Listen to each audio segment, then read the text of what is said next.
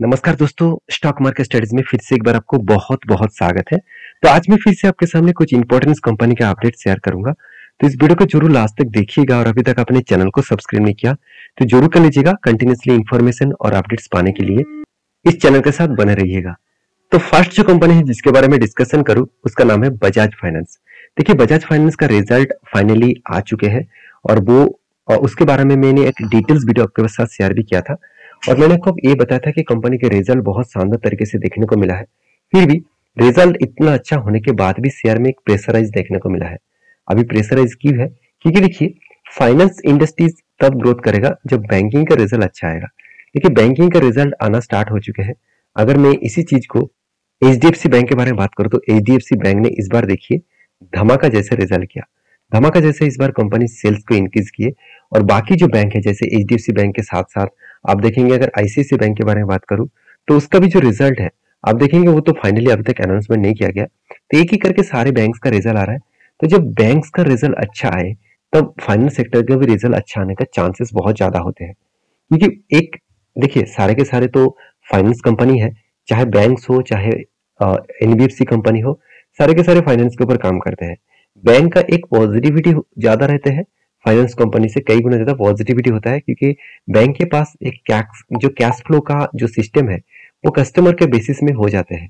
अगर कोई भी फाइनेंस कंपनी को काम करना है, मतलब एनबीएफसी को काम करना है, तो उसको मार्केट से पहले खुद को लोन लेना पड़ता है। उसके बाद वो दूसरों को लोन मारते हैं। तो एक फाइनेंस सेक्टर के एक प्लस पॉइंट और नेगेटिव पॉइंट्स भी है। तो एक प्लस पॉइंट क्या है? फाइनेंस सेक्टर 100% पैसा वो मार्केट में लोन के हिसाब से दे सकते हैं, मगर एक बैंक 100% पैसा मार्केट में लोन के हिसाब से दे नहीं सकता। तो कभी कभी बैंकिंग सेक्टर के लिए भी पॉजिटिविटी बात होता है, कभी कभी फाइनेंस सेक्टर के ऊपर भी पॉजिटिविटी बात होता है। तो दोनों में प्लस माइनस आपको दिखेगा। तो अभी फाइनेंस इंडस्ट्रीज में Bajaj finance one of my favourite company है क्योंकि इस कंपनी का जो खासियत है, इस कंपनी का जो ग्रोथ है वो अलग लेवल का आपको देखने को मिलता है। अभी एक चीज आप याद रखिएगा, कंपनी इस बार सब कुछ मेंटेन करने के बाद प्रॉफिट को अलग लेवल में मेंटेन की। और सबसे इंटरेस्टिंग पॉइंट जो लगा मुझे एनपीए।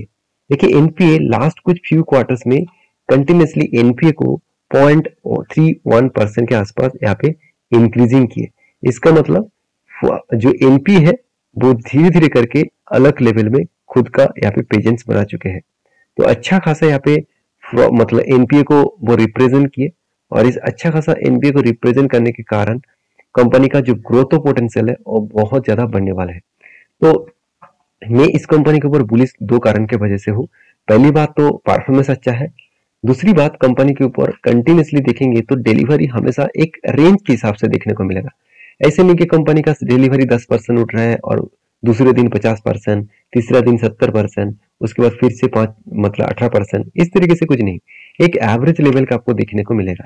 30 to 50, 60% के आसपास ही इसका एवरेज डिलीवरी देखने को मिला है। हाँ, पिछले दिनों में कुछ अच्छा खासा सेल ऑफ किया गया था और उसके पीछे कारण भी आप जानते हैं। मार्केट में जब करेक्शन देखने को मिलता है, मार्केट में जब गिरावट होता है, उस सिचुएशन में आपको अच्छा खासा गिरावट भी देखने को मिलेगा। अभी इस कंपनी के चार्ट पैटर्न्स के बारे में बात करूं तो बजाज फाइनेंस के ऊपर एक अच्छा खासा लेवल यहाँ पे क्रिएट हुआ है। जैसे एक शोल्डर कम हेड कम शोल्डर बना है और इस पैटर्न को वो फाइनली यहाँ पे ब्रेकआउट भी किए। मतलब ब्रेकआउट तो कंफर्म हुआ, मतलब उसके बाद ब्रेकआउट कंफर्मेशन मुझे नहीं मिला। तो ब्रेकआउट होने के बाद ब्रेकआउट कंफर्मेशन चाहिए। इसका मतलब क्या है? कोई कैंडल इस रेंज को ब्रेकआउट करेगा, उसके बाद उस लेवल को मार्किंग करना, उसके ऊपर अगर कोई भी कैंडल क्लोजिंग दे, कोई भी ग्रीन कैंडल इस तरीके से ग्रीन कैंडल अगर क्लोजिंग दे तो सोच लेना एक एंटी लेवल आपको मिल जाएगा। तो मुझे लगता है जिस तरीके से सिचुएशन क्रिएट हो रहा है तो थोड़ा सा टाइम लगेगा और उसके बाद ब्रेकआउट करेगा, क्योंकि अभी रिजल्ट आना बाकी है। और आप सभी जानते हैं जो इजराइल के साथ जो देखा जाता है हमास का जो युद्ध स्टार्ट हो चुके हैं, इसके चलते है ऑल ओवर ग्लोबल मार्केट में तो एक इम्पैक्ट जरूर पड़ रहा है। देखिए, मानता हूं हम इजराइल जो है वो इंडिया के साथ उतना ज्यादा डील्स नहीं करते, उतने ज्यादा प्रोडक्ट का डील्स नहीं करते हैं, एक्सपोर्ट इंपोर्ट में ज्यादा उतना डील्स नहीं होता। फिर भी देखिए, एक सेंटीमेंट होता है। अगर मार्केट में कुछ नेगेटिव पॉइंट्स आते हैं तो मार्केट सबसे ज्यादा रिटेल पब्लिक बेचकर भागना चाहते हैं। तो उस सिचुएशन में एक हड़बड़ी के कारण एक शेयर में अच्छा खासा गिरावट देखने को मिल जाता है। तो मैं इस कंपनी के ऊपर बुलिश हूँ क्योंकि इस कंपनी का परफॉर्मेंस हमेशा पॉजिटिव दिखा। साथ ही साथ कंपनी के ऊपर इंस्टीट्यूशन भी खुद के होल्डिंग्स को कंटिन्यू कर रहे हैं, वो बेचना नहीं चाहता और बेचेंगे भी नहीं, क्योंकि इतने तगड़ा कंपनी के ऊपर कौन माल बेचेंगे जिसका रिटर्न रेशियोज 30% के ऊपर एवरेजली आपको 5 साल 10 साल 15 साल में आपको देखने को मिलेगा। तो मेरे हिसाब से इस कंपनी के ऊपर एज ए लॉन्ग जर्नी के लिए आपको जरूर सोचना चाहिए।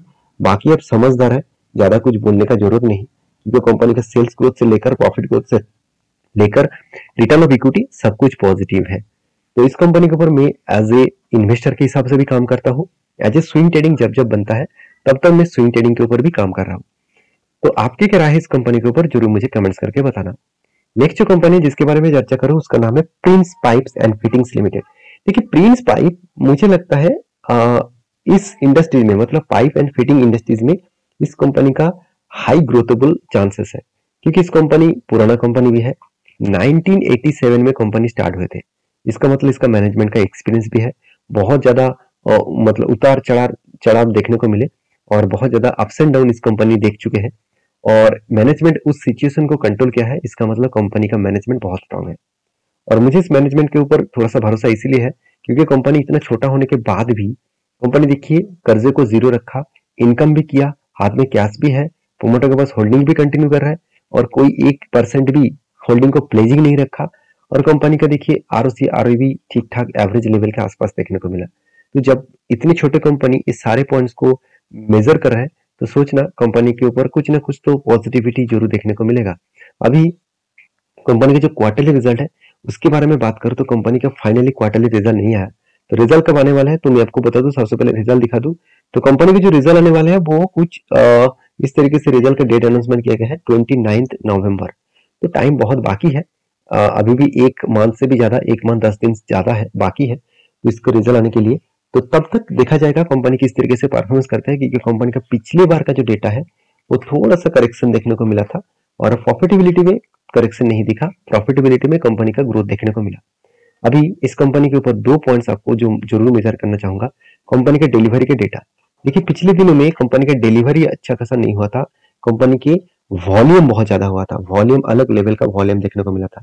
इसका मतलब ट्रेडिंग बहुत ज्यादा हो गया था और जो इन्वेस्टमेंट है वो कम हो गया था और इसी के चलते बहुत ज्यादा वॉलेटिलिटी आपको देखने को मिला।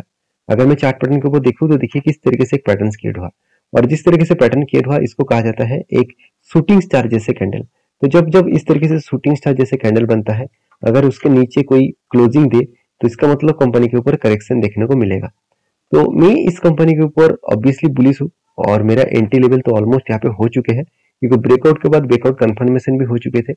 तो मुझे टाइम तक इंतजार करना पड़ेगा क्योंकि मेरा टारगेट जो होगा 937 के आसपास और एंट्री लेवल से अगर टारगेट मिले तो 30% के आसपास टारगेट यहाँ पे मिल सकते हैं, क्योंकि जिस पैटर्न के बेसिस में मैंने एंट्री लिया वो है शोल्डर कम शोल्डर कम शोल्डर, उसके बाद एक हेड बना फिर से एक शोल्डर बना। तो मेरे हिसाब से इस कंपनी के ऊपर आपको फोकस होना चाहिए। तो थर्ड जो कंपनी जिसके बारे में चर्चा करूं उसका नाम है टाटा स्टील। देखिए टाटा ग्रुप की एक बड़ा कंपनी है और एक ट्रस्टेड और सबसे पुराना कंपनी है।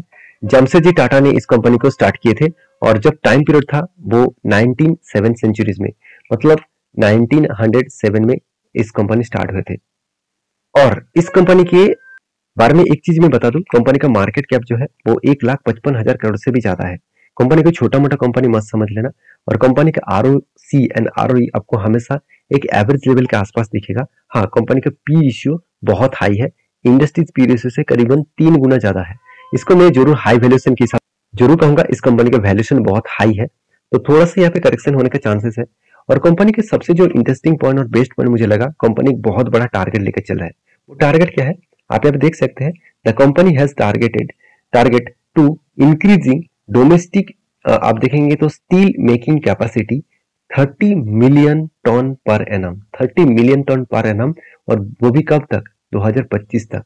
2025 आने से पहले ही कंपनी टारगेट लेके चल रहे हैं, एक बड़ा सा वो कैपेसिटी को बढ़ाने वाला है और वो कैपेसिटी कोई छोटे मोटे कैपेसिटी नहीं है, 30 मिलियन टन पर एनम का कैपेसिटी है। तो मेरे हिसाब से एक बेस्ट पॉइंट ऑफ व्यू से देखा जाए तो कंपनी का अलग लेवल का यहाँ पे पेजेंस देखने को मिले हैं। तो कंपनी के जो क्वार्टरली रिजल्ट है उसके बारे में चर्चा करूं तो कंपनी का सेल्स लगातार बढ़ा और कंपनी का सेल्स के साथ साथ एक्सपेंस भी कंपनी इस बार ज्यादा कर बैठे, जिसके चलते कंपनी का प्रॉफिटेबिलिटी में एक वीकनेस देखने को मिला। पिछले बार के तुलना से कंपनी बहुत कम प्रॉफिट की है और जिसके चलते कंपनी के ऊपर थोड़ा सा प्रेशराइज तो बना। फिर भी इस कंपनी के ऊपर मैं एक ही बात कहूंगा, एज ए आप लॉन्ग टर्म इन्वेस्टर है तो कुछ बड़ा डिसीजन लेना चाहिए, क्योंकि इंस्टीट्यूशन भी इस कंपनी के ऊपर बड़ा डिसीजन लेके रखा है। कंटिन्यूसली इंस्टीट्यूशन, एफआईएस, डीएस और पब्लिक कंटिन्यूसली इस कंपनी के ऊपर होल्डिंग को कंटिन्यू कर रहा है। और इसलिए कंटिन्यू कर रहा है कि ऐसे नहीं कि कंपनी का रिजल्ट अच्छा हो रहा है, कंपनी के ऊपर बिजनेस मॉडल्स के हिसाब से बात करें तो कंपनी का sales growth, profit growth, return of equity और परसेंटेज ऑफ रिटर्न सब कुछ आपको अच्छा दिखेगा। हाँ, मैं इस कंपनी के ऊपर लॉन्ग टर्म के लिए ज्यादा क्वांटिटी ऐड नहीं किया हूँ, क्योंकि इस कंपनी बहुत ज्यादा वोलेटिलिटी हिसाब से देखने को मिलता है, क्योंकि कमोडिटी सेगमेंट के ऊपर है।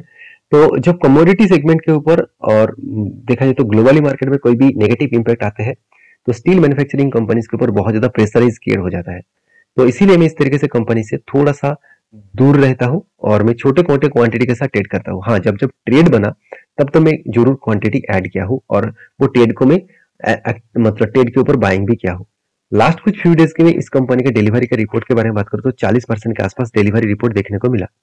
अभी चार्ट पैटर्न्स के हिसाब से बात करो तो देखिए यहाँ पे बिग जैसे एक कप विद हैंडल पैटर्न्स बना और इसको फाइनली ब्रेकआउट भी किए। और फाइनली ब्रेकआउट होने के बाद मेरा एंट्री लेवल्स कुछ इस जगह पे है कि यहाँ पे ब्रेकआउट भी हुआ और ब्रेकआउट देखिए यहाँ पे भी हुआ और इसके बाद फाइनली इस कैंडल ने क्लोजिंग दिया।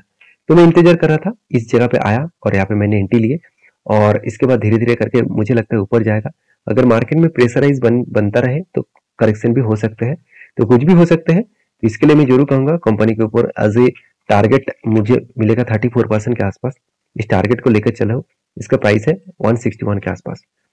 तो नेक्स्ट जो कंपनी जिसके बारे में बात करूं उसका नाम है श्री वेंकटेश रिफाइनरी लिमिटेड। तो इस कंपनी एक रिफाइनरी कंपनी है। रिफाइनरी मतलब इस कंपनी एक एडिबल ऑयल बेचने वाला कंपनी है। इस कंपनी के ऊपर एक बहुत बड़ा अपडेट है, वो है बोनस का। हर एक के बदले कंपनी एक शेयर बोनस के हिसाब से देने वाले है। तो इस कंपनी के ऊपर स्टडी करना, उसके बाद काम करने के लिए सोचना। तो वीडियो अच्छा लगे तो प्लीज लाइक करना, दोस्तों के साथ शेयर भी करना। विद नेक्स्ट वीडियो में, थैंक यू।